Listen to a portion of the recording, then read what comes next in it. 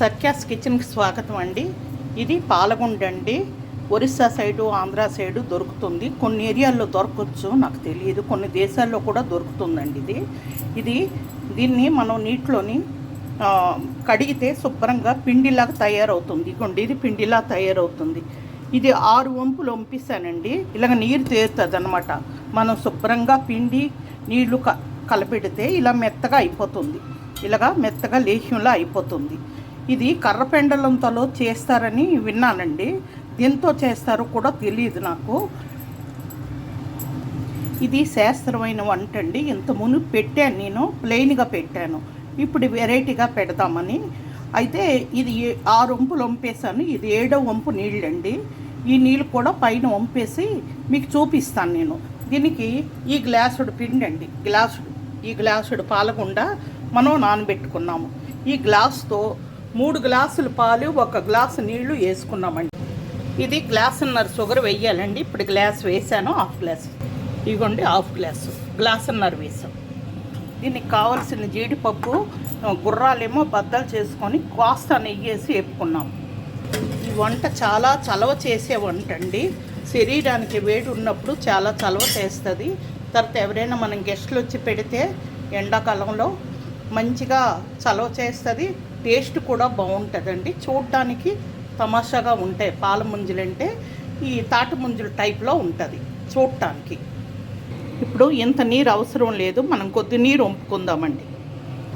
ఇదిగోండి, కొద్ది నీళ్ళు ఉన్నాయి. ఇప్పుడు ఈ పిండి గట్టిగా ఉంటుంది అనమాట. పిండి పట్టేసి ఇదిగోండి, ఈ పిండి నీళ్ళు ఒకటిలాగా చేసేసి దాన్ని ఏమో అట్ల పిండిలా ఉంటుంది.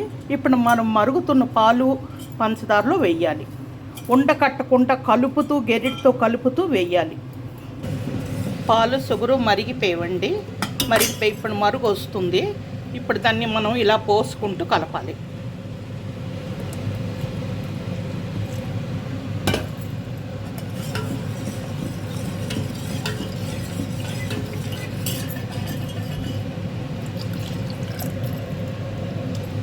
మళ్ళీ ఇందులో కొన్ని పాలు కానీ నీళ్ళు కానీ వేసుకోది, కొంచెం వేయాలి.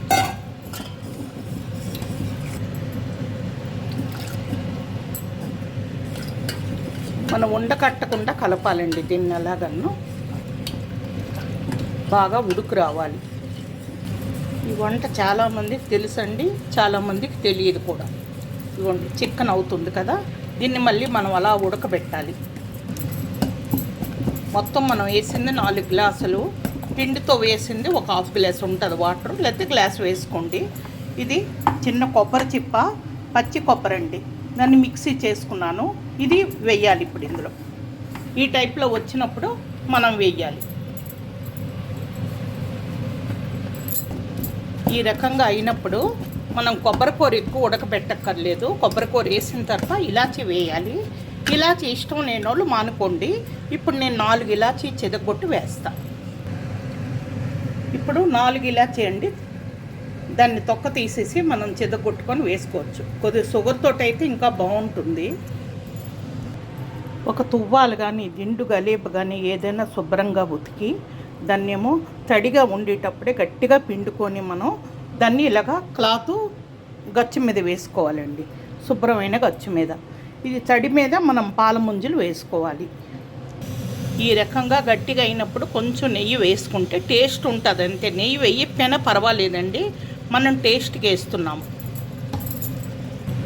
కొంచెం సాల్ట్ అండి, టేస్ట్ కోసం. ఈ రకంగా అడుగు పట్టకుండా ఇగోండి, ఈ మాత్రం ఇలా ఉండాలి. చిక్కగా ఇలా అయితేనే పాల ముంజలు వస్తాయి. పల్చగా అయిపోయిందనుకోండి, ఇంకా గిన్నెలో వేసుకొని పాయసంలాగా తినాలన్నమాట. ఇప్పుడు మనం ఆపేస్తున్నాం గ్యాసు, అయిపోయింది. ఇగోండి, ఈ రకంగా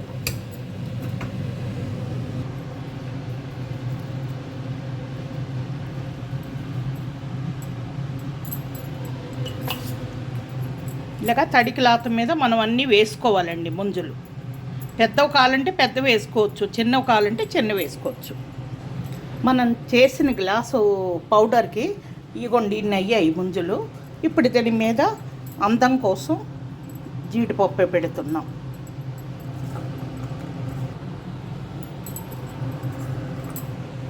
పాల ముంజలన్నీ రెడీ అయిపోయేవి. టేస్టీ పాల ముంజలండి. కొబ్బరి పాల పుంజులు చాలా టేస్ట్గా ఉంటాయి. మీరు కూడా ఇలాంటి పౌడర్ దొరికితే చేసుకోవాలని మనస్ఫూర్తిగా కోరుకుంటున్నాను. Thank you.